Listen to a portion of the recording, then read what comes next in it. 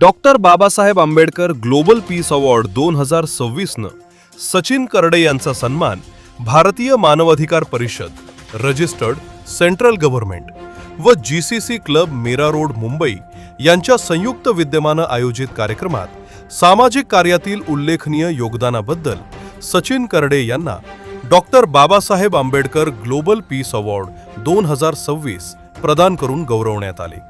हा सन्मान भारतीय मानवाधिकार परिषदेचे नॅशनल प्रेसिडेंट हाजी शेख यांच्या शुभ हस्ते प्रदान करण्यात आला।